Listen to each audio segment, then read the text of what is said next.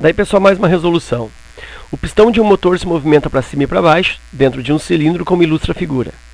Suponha que em um instante t em segundos, a altura h de t do pistão em centímetros possa ser descrita pela expressão h de t igual 4 vezes o seno de 2π vezes t divididos por 0,05 mais 4.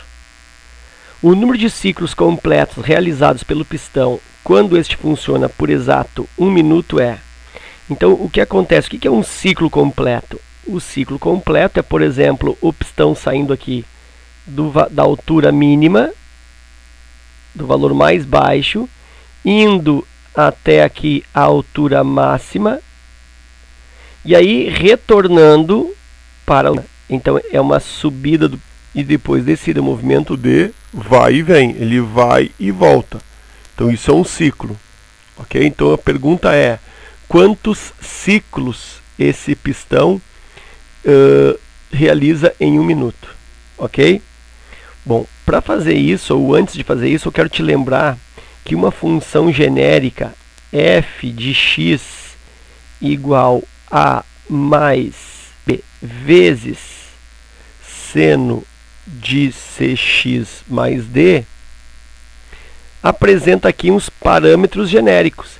E cada parâmetro aqui, A, B, C e D, exerce um tipo de influência sobre o gráfico, sobre o andamento do gráfico, né? Sobre a disposição do gráfico, a forma do gráfico. Então, assim, rapidamente, ó, o que o A faz?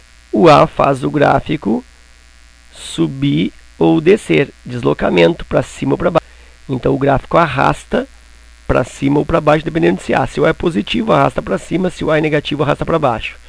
Bom, isso não nos interessa nesse exercício. O que o B faz?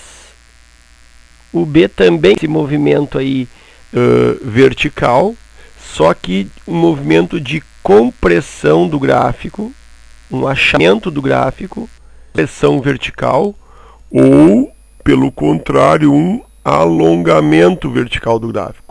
Então o gráfico fica mais chato em relação à horizontal, ou ele fica mais comprido, mais alto na vertical. Então isso é o B que faz. Depois eu tenho o C, que é o que me interessa, vou deixar por último, e aí depois eu tenho o D, e o D tem o mesmo papel do A. O A arrasta o gráfico para cima ou para baixo, e o D arrasta o gráfico para a direita ou para a esquerda. Se o D for positivo, o gráfico vai arrastar para a esquerda. Aliás, se o D for positivo, vai para a esquerda. E se o D for positivo, ele vai para a direita, como se fosse ao contrário, tá? Ele anda ao contrário. Mas também não nos interessa nesse exercício. O que nos interessa aqui é o C. Por quê? É o C que vai mexer no período. Porque este C aqui, ele vai fazer a compressão da função ou o alongamento da função na horizontal. Então, esse C que torna a função, vamos dizer assim, mais lenta na horizontal ou mais rápida. Ok? Bom, então, assim, ó, nesse meu gráfico aqui, o que é o C? O C é aquilo que multiplica a variável. Né? O C multiplica o x, o C multiplica a variável. A variável aqui, ó, é t. É como se fosse o meu x. Então, tudo aquilo que não é o t corresponde ao parâmetro c. Então, dá para dizer que nessa função, c é igual a 2π divididos por 0,05. Ok? E aí que o período da função, que justamente é o espaço do x, nesse caso o espaço do t, né, espaço de tempo em segundos. Então, é o período, é o espaço do tempo aqui nesse exercício necessário para fazer um movimento completo, ou seja, para fazer um ciclo. Então, o período é dado por uma expressão que corresponde a 2π divididos pelo c. Isso aqui é uma expressão que define o período para qualquer função trigonométrica do tipo seno ou cosseno. E aí, então, agora eu vou substituir. O período vai ser igual a quê, então? 2π, continua aqui 2π. E aí vou dividir pelo c. E o que é o c? o C é 2π divididos por 0,05. Divisão de frações, mantém a primeira 2π, multiplica pela segunda, 0,05 divididos por 2π. Aí eu vou cancelar aqui 2π com 2π, e o período é igual a 0,05 segundos. O que significa isso? Que a cada 0,05 segundos eu tenho um movimento de subida e descida do pistão. Nota que é uma coisa bem rápida, né?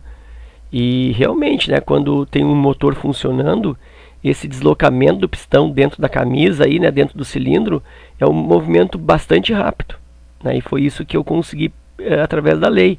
Eu consegui que um movimento de ida e vinda do pistão corresponde aí a 0,05 segundos. Bom, e agora ele não pergunta isso, ele pergunta quantos movimentos são realizados em um minuto.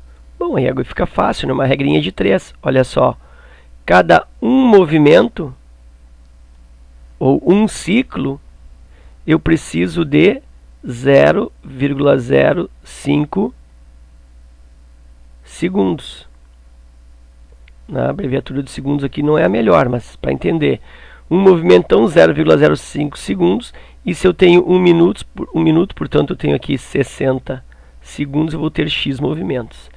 Aí multiplica cruzado, né? Tu sabe que quem multiplica com o x fica dividindo. Então aqui 0,05.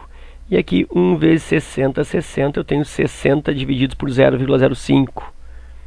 E aqui eu vou calcular, então, como se divide 60 por 0,05. Vou igualar as casas. Aqui eu tenho duas, então vou completar com duas. 60,00 dividido por 0,05. Agora que o número de casas é a mesma, eu tiro a vírgula e fico com 6.000 divididos por 5. E aí 6 por 5 dá 1, vezes 5, 5, me sobra 1. 10 por 5 dá 2, 2 vezes 5, 10, zerou. E aí eu fico com 2 zeros aqui para transferir para o quociente, e aí eu tenho 1.200 movimentos ou 1.200 ciclos, que resulta na letra D. Ok? Então era isso. Espero que vocês tenham aproveitado. Obrigado pela visita, bons estudos, forte abraço e até a próxima.